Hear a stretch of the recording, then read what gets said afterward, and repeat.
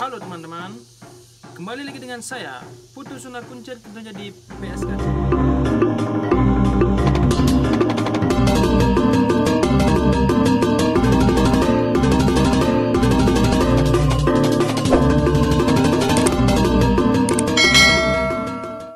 Baik, kita berjumpa lagi dan mohon maaf ini benar-benar sangat lama ya, karena hampir 2 minggu saya tidak membuat video karena ya ada beberapa kesibukan, dan di rumah saya juga lagi sedang lumayan berantakan ya, jadinya untuk nyari moodnya itu agak susah gitu. Oke, tapi nggak apa-apa, untuk menebus semua itu guys, saya akan membuat video mengenai rahasia di balik suara tinggi PSK. Jadi mungkin beberapa teman sempat bertanya kepada saya, baik dari via DM, via Facebook, maupun bertanya secara langsung, bagaimana sih caranya biar suaranya bisa tinggi, biar suaranya bisa tinggi kayak kamu gitulah biasanya pertanyaannya, atau kayak beli kayak siapa gitu. Jadi saya akan mengungkap beberapa rahasia di balik suara saya yang dikatakan tinggi gitu. Tapi sebelum itu tetap saya ingatkan, jangan lupa like, comment, dan subscribe, share juga ke teman-teman kalian kalau menurut kalian video ini bermanfaat.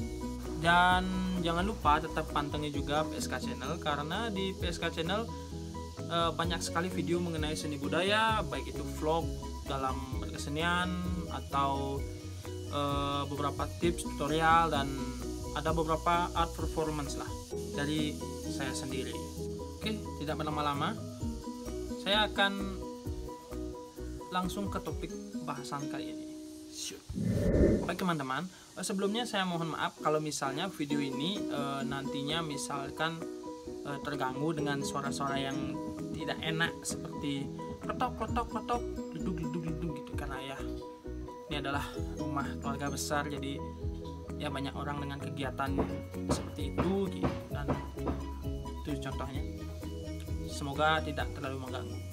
Oke, biar tidak berlama-lama langsung saja. Jadi di balik suara tingginya saya itu ada 3 poin. Saya rangkum menjadi 3 poin ya.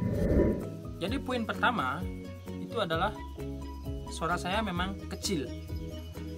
Mungkin ada yang teman-teman yang sudah nonton video saya sebelumnya pada Gending Pasar dan lain sebagainya, itu sudah saya jelaskan kalau memang suara saya atau warna suara saya memang kecil. Kalau dibandingkan dengan teman-teman sebaya, jadi warna suara saya itu paling kecil gitu. Jadinya tidak mengherankan kalau misalnya saya bernyanyi atau nana atau nyenon atau mupo dan lain sebagainya itu bisa sampai nada tinggi gitu. Kalau kalian sempat nonton beberapa senon dari saya yang mungkin kedengaran sangat tinggi gitu. Jadi itu salah satu poinnya adalah karena suara saya memang kecil. Nah, tapi entah kenapa ya, saya kurang ngerti sih. Apa memang karena warna suara orang Gianyar atau gimana? Tapi saya tidak bisa menyimpulkan seperti itu juga, karena ada beberapa teman saya yang sebaya itu memang suaranya juga tidak kecil, artinya ya standar bahkan besar. Kalau kalian sempat dengar suaranya Murah Senglat, nah itu dia juga dari Gianyar kan, maksudnya daerah Gianyar walaupun bedulu gitu, daerah Gianyar.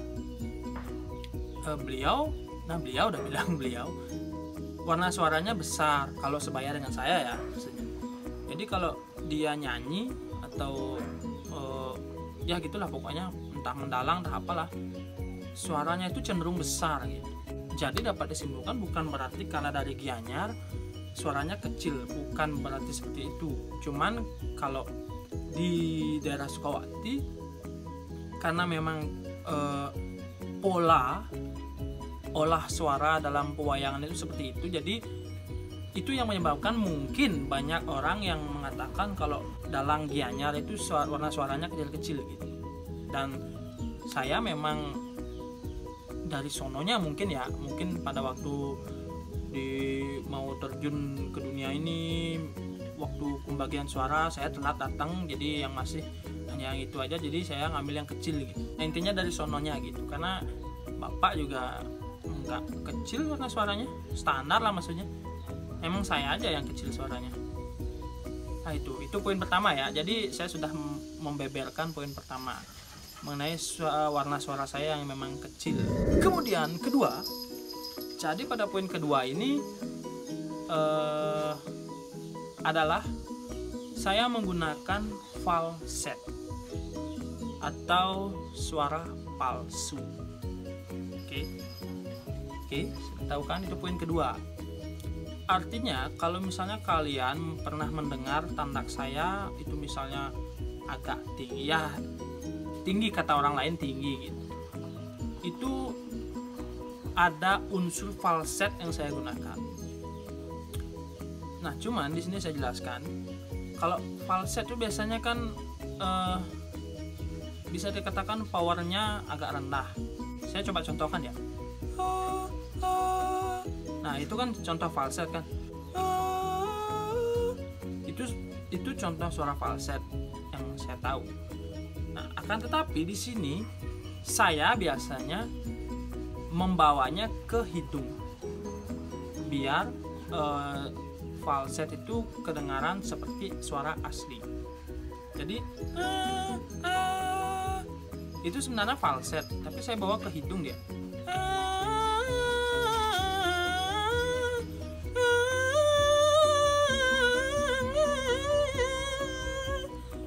Saya bawa ke hidung, dan pas saya menyanyi misalkan dengan falset itu biar tidak terlalu kentara, maka saya biasanya akan tembak dengan tenaga dari dalam, maksudnya jadinya suaranya itu saya keluarkan gitu, kayak gitu dia.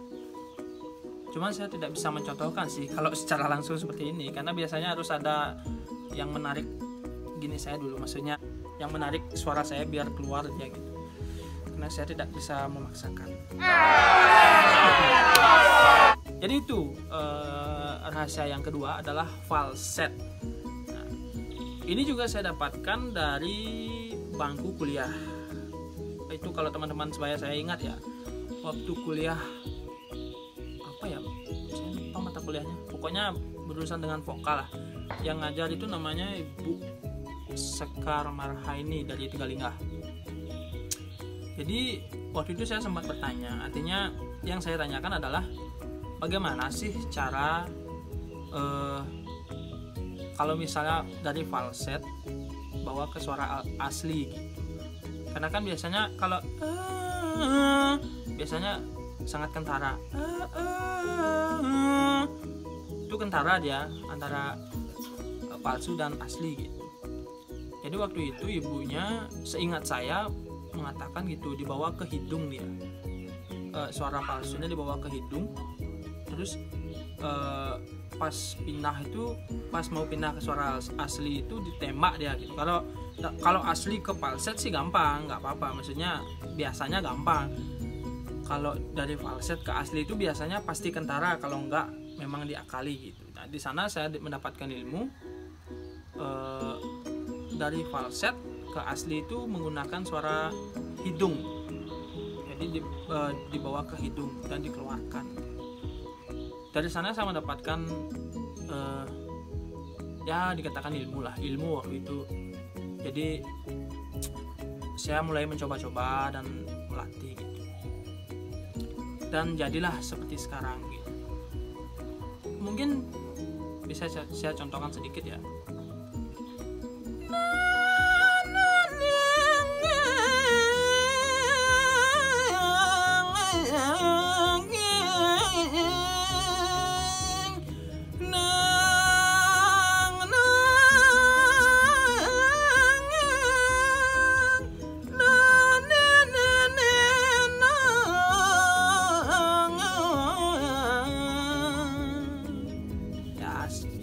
Segitulah contoh.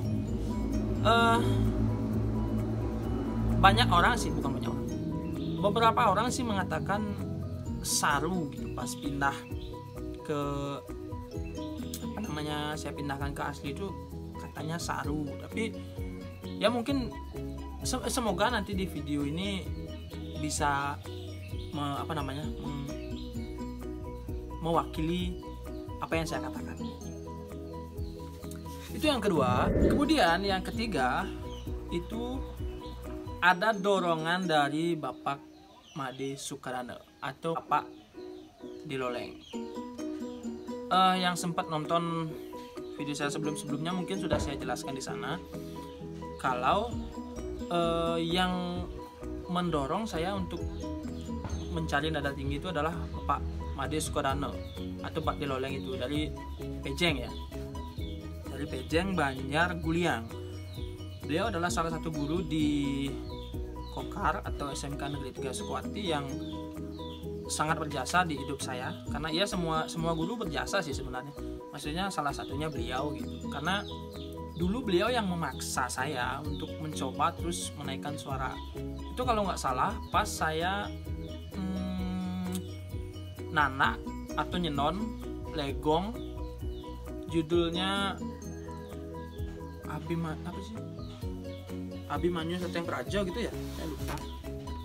Itu karyanya namanya Pradnya dari Tewel ke Tewel. Jadi kala itu Mang Win yang meminta pada saya untuk nyenon. Nah, jadi ya sudah katakanlah sudah pas pentas gitu. Nah, di sana ditontonlah oleh Bapak Made Sukarana beserta Gung Haji Sabo selaku salah satu guru pedalangan juga, waktu itu belum kepala sekolah. Nah, jadi pas itu yang pertama mengkritik adalah Gung Haji Sabo. Cuman kalau Gung Haji Sabo itu mengkritiknya, saya dikatakan kurang berani untuk mendobrak nada, maksudnya hanya monoton itu aja gitu. Nah, kemudian Pak Made Sukarana yang mengkritik, ini kritiknya secara personal ya, bukan di depan umum, maksudnya secara personal diberitahu, kamu bisa untuk menaikkan suara lagi, maksudnya ditinggikan lagi. Awalnya saya nggak pede, tapi beliau yang memaksa, artinya coba tinggikan lagi. Setelah saya coba lagi disuruh tinggikan lagi. Jadinya itu juga salah satu poin di balik suara saya yang dikatakan tinggi seperti sekarang. Jadi 3 poin itu, dan saya tambahkan poin lagi satu, itu adalah berusaha dan belajar. Jadi seberapapun kita mendapatkan motivasi, seberapapun kita mendapatkan ilmu atau teknik dalam bervokal, kalau kita tidak mau mencoba, tidak mau berlatih, tidak mau belajar, tidak akan bisa. Itu salah satu poin dari saya. Oke, cukup sekian. Jadi itu adalah rahasia di balik suara kecil dari PSK Channel. Sekian, terima kasih. Jangan lupa like, komen, dan subscribe. Share juga ke teman-teman kalian kalau menurut kalian video ini bermanfaat, dan semoga bermanfaat. Saya ucapkan sampai jumpa dan salam PSK.